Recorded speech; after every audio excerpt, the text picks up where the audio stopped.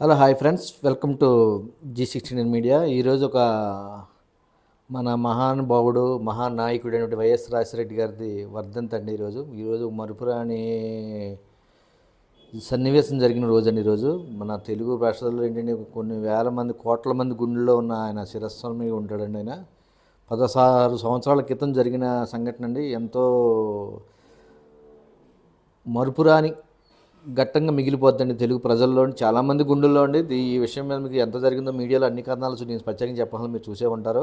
2009 September 2 అండి ఇది జరిగింది. అది హెలికాప్టర్ ప్రమాదంలో మన కర్నూలుకి 70 కిలోమీటర్ల దూరంలో పావురాలగుట్ట దగ్గర కూలిపోయిన వాతావరణం అనుకూలించి కూలిపోయింది. ఇందులో ఒక విషయం ఏంటంటే, ఆ రోజున పొద్దున 5 గంటలకే చెప్పారండి రాజశేఖర రెడ్డి గారు, మార్నింగ్ లెగటమే చిత్తూరు వెళ్తున్నాం ఈరోజు అని.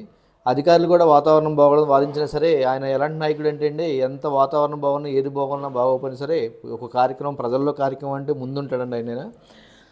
ఏ సర్వేలు మీటింగ్లు అంటే ఆయన ఇంట్రెస్ట్ చూపించబోయిన మట్టికి ప్రజల్లో కార్యక్రమం అంటే మటుకు మొట్టమొదటి ఒప్పుకునేవాడు కదండి. ఆయన ముందే ఫిక్స్ అయిపోయిన చిత్తూరు వెళ్ళాలి ఆ రోజుని. చిత్తూరు డిస్టిక్లో ఉందండి రచ్చబండ కార్యక్రమం. రచ్చబండ ప్రజల్లోకి వెళ్ళాలని మాట్లాడాలని ఫిక్స్ అయిపోయినాక ఆయన మార్పు ఉండదండి. ఆయన అదే తీరు మీద మీకు కంపల్సరీగా వెళ్ళాల్సిందంటే బెల్ల 6:30 ఉందండి. అది మొత్తం బెల్ 4:30 హెలికాప్టర్ అండి. అది అప్పట్లో అది పెద్ద ఫేమస్ అండి, అది కంపెనీ కూడాను, మోడల్ కూడా. అలా ఆ హెలికాప్టర్ ప్రయాణించడం వాతావరణం అనుకూలించడం వల్ల పావురాలకోటలో అది కూలిపోవడం జరిగిందండి. 24 గంటల వరకు నేను అప్పుడు హైదరాబాద్లో, నేను కుక్కట్పల్లి ఏరియాలో ఉంటున్నప్పుడు 24 గంటల వరకు ఎన్ని టీవీలు, ఎన్ని ఛానళ్ళు, ఎన్ని సెల్లు, ఎంతమంది చూసినా ఇదే విషయం అండి.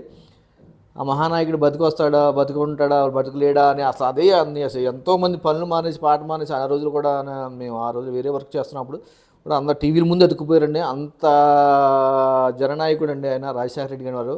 నాకు నచ్చిన కొంతమంది రాజకీయ నాయకులు ఒక ఆయన రాజశేఖర రెడ్డి అండి. ఆయన ఉంటే మన రాష్ట్రం కూడా మీకు తెలిసి ఉంటుంది.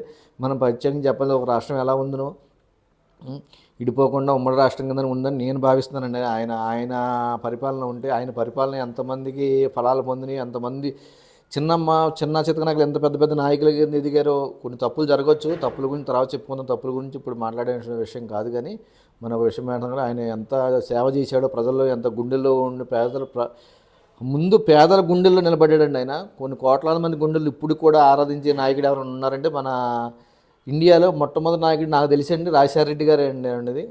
ఆయన ఎన్నో పథకాలు పేదలకండి, ఎన్నో పథకాలు ప్రకటించారండి. ఆయన పేదల పెన్నిదండి. ఆయన ఎప్పటికీ గుర్తుంటాడండి. ఆయన రాజశేఖర రెడ్డి గారు అనే వ్యక్తి, వైఎస్ రాజశేఖర రెడ్డి అనే వ్యక్తి ఎప్పటికీ గుర్తుంటారండి. ఆయన చిరస్మరణీయంగా గుర్తుండిపోతాడండి. ఆయన అలాంటి నాయకుడు ఎవరైనా ఉంటే రాజశేఖర రెడ్డి గారు అండి.